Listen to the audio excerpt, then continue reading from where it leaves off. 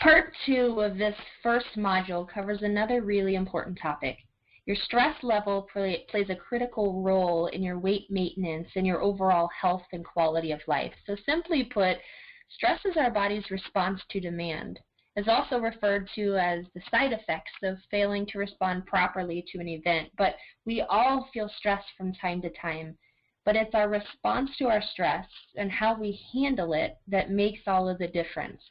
So you may have heard of the fight or flight response. When we experience stress, we have a biochemical reaction that triggers the release of hormones. So two in particular that we need to identify are adrenaline, which gives us instant energy for an immediate reaction. Have you ever heard the stories of people being able to pick up a car or do something that they aren't normally physically able to do?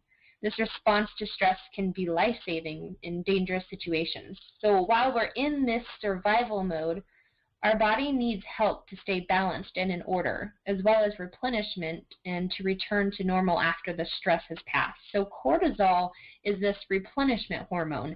It helps maintain fluid balance and blood pressure. It regulates immunity, digestion, and growth. So cortisol is also known as the stress hormone. When we stew over a problem and experience chronic stress with this worry, our body continuously releases cortisol. So over a period of time, this can lead to major issues for us. Too much cortisol can in fact suppress the immune system. It can increase blood pressure and blood sugar levels. It can decrease your libido. It produces acne and it contributes to weight gain. So cortisol is a replenishment hormone, so it can make us feel hungry, and it also elevates our tendency to store visceral fat around our midsection. If you're not sure if stress is affecting you, take note that 60% of all illness and disease is linked to stress, and it's recognized as the #1 proxy killer disease today. So it's proxy because stress is the real cause of the illness really goes unnoticed. Stress can affect our entire body, and coping with stress causes our body to use up all of its resources, and it can't function optimally anymore. So this is called the exhaustion phase, and this is where we start to see the first symptoms of stress. So you may have experienced some of these or even all of these over a period of time. So muscle tension, loss of focus, headaches, increased heart rate, short temper, loss of appetite, chest pain, insomnia, fatigue, anxiety, withdrawal. Now this is just a short list of some of the common symptoms of stress, but let's look at the long-term effects if we allow this to go on. Chronic stress over a long period of time can lead to diabetes, can lead to depression, heart disease, digestive issues, high blood pressure, obesity. So can you understand now why stress is the proxy killer? Because it can be the underlying cause for these diseases, and some of which are life-threatening. So let's take a look at how stress affects your nutrition and how this escalates into serious health problems. Have you ever had a crazy day and the last thing you want to think about is food? Planning and preparing it feels overwhelming, and the cleanup afterwards is enough to send you into a meltdown. Suddenly you're thankful for convenience and fast food because it's just one less thing that you have to think about. So what about after a tough week and all you want is a rich, juicy, calorie-laden, insert your favorite food here, your favorite comfort food, right? So sometimes we skip meals, we drink extra sugary beverages, we overindulge, and we eat to the point of discomfort. Now, falling into this once in a while is not going to send you into cardiac arrest today, but I'm going to teach you about the slight edge, which says that all of these little choices, continuously made over a long period of time, make all the difference and can be catastrophic to your health. Now, the slight edge is always at work, whether we realize it or not, and it's either at work for us or it's working against us. So let's make a shift in your life so that the slight edge can start working for you. So let's take a look at stress eating. There's a reason that our bodies crave rich foods during stressful times. They're supposed to. When cortisol is released and it tends to deliver excess calories to maintain function, our bodies have to have those calories to deliver. So our brain sends out an SOS signal, and we react by indulging in rich calorie-laden foods. The fuel that our muscles need is glucose. but the fuel that we choose to provide that glucose with is typically sugar. So once in a great while, it's not a big deal. But the slight edge theory, with this compounded over time, is a really big deal. By consciously choosing to get a better handle on our stress, we can make the slight edge work to our advantage. So there are things that we can do in the moment to help relieve ourselves of stress. So you feel your heart rate rising, your blood pressure rising, you're feeling anxious or angry. You can practice breathing techniques to consciously slow yourself down and release tension. So just close your eyes. Start by breathing in your nose for 4 counts. Slowly exhale out of your mouth for 4 counts. Do that 6 to 8 times and evaluate if it's helped you. You can also walk away from the situation and count to 10. Or one of my favorite ways to release stress and anxiety is to exert some energy. On a biochemical level, if your brain is perceiving a threat and producing adrenaline for your body to react, but there's no lion chasing you, get up and exert that energy. Go for a walk or a run. Do jumping jacks, whatever it takes. Regular habits that you can adopt right now to help reduce your overall stress level.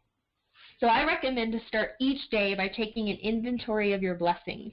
Starting and ending each day with a grateful heart opens up your life to greater peace and more fulfillment. So write down 3 new things every single morning before you race into your day that you're thankful for. Positive affirmations form your beliefs on a subconscious level. All that we are is the result of what we have thought. The mind is everything, and what we think, we become. An affirmation is simply positive self-talk. It's a statement about ourselves or a situation, phrased in the present tense as if the statement is already true. By eliminating negative self-talk and replacing it with these positive affirmations, you can change how you see yourself. You can change what you believe you're capable of, and you can change your life. It's as simple as saying out loud, I am radiant. I am healthy. I always show up. I'm a great friend. I'm a great mother. I'm a great wife. So it may not feel like it's true. Not yet, anyways. Intentional relaxation or meditation. Search for your joy as if you're searching for hidden treasure. No matter what your circumstances are, you can find joy. So give yourself 5 or 10 or 30 minutes, whatever you feel like you can do. Get to a quiet, peaceful place and let yourself relax, releasing the stress and the tension and creating space for health and vitality. Exercise, of course, is important for your health and your well-being, but it's also really great for stress relief. So speaking biochemically again, you release hormones that actually make you feel happier when you exercise. All of these things can be done on a daily basis, and you can start by just choosing one that you can master this week. So next week, continue with the first one and start on the next one.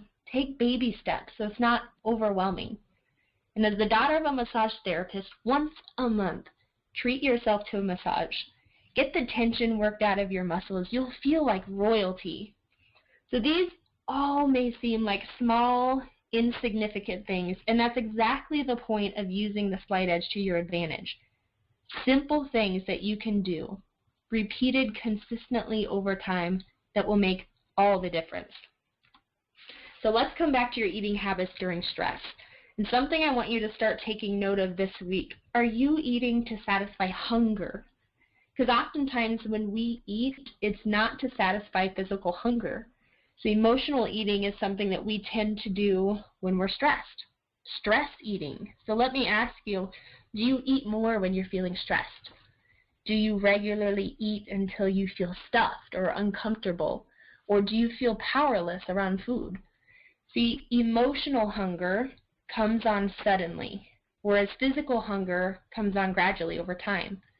Emotional hunger craves specific comfort foods. We've already addressed that, right? Emotional hunger leads to mindless eating. It's focused on textures and tastes and smells rather than the physical hunger pang. And it's not always satisfied when you're full. So here's some things that you can do, simple things to help manage your eating habits during stress. So you can start by taking 5 before giving into a craving. Just take a moment, think about it, give yourself an opportunity to make a different decision. Assess whether you're really physically hungry. If you're not, try any or all of these. Say a prayer, call a friend and express appreciation, drink a glass of water, get out of the house, go to the gym, or take a walk. So after doing some or all of these, then come back and assess if you still need whatever it is you felt like you were craving. Next, plan ahead and keep portion snacks available. Have fruit washed, cut, and ready. Commit to 3 balanced meals and 2 healthy snacks per day. And limit your caffeine intake. So some of these things or all of these things together are simple things that you can do to help manage your stress and manage your eating habits during stress. When you apply some of them or all of them and they become your new habits, that's what helps you have the slight edge to better manage your habits during stress.